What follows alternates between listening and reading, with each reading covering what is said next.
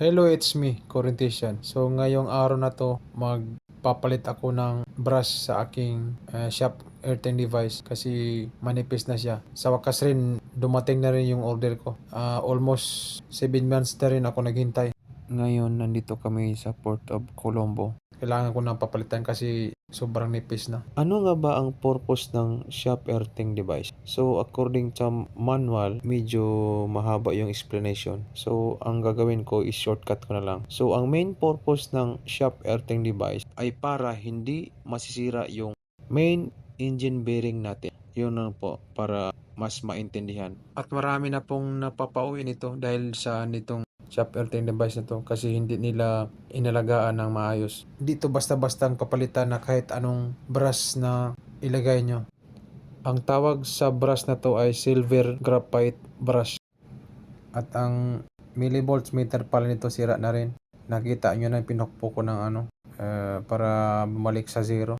Nag-order na rin ako pero hindi pa dumating. Wala tayong magawa. Hintayin na natin. At least na nalagyan ko na ng bago na brush. Yun ang pinakamahalaga. Linisan ko na rin yung slip ring.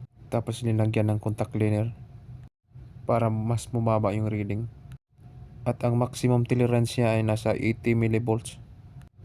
Pag lumagpas na siya sa 80 millivolts, kailangan yung linisan na yung yung brush at slip ring. Konting tips pala sa paglinis nito.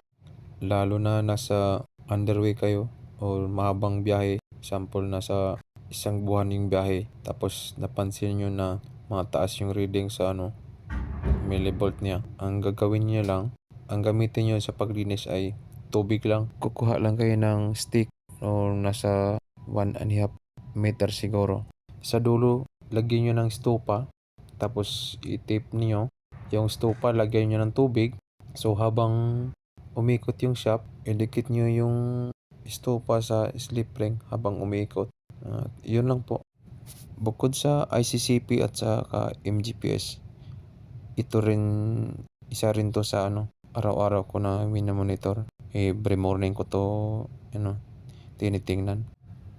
May daily record din ako nito kasi every month mayroon tong reporting, lalo na sa end of the month kasama to sa reporting bilang electrician sa barko.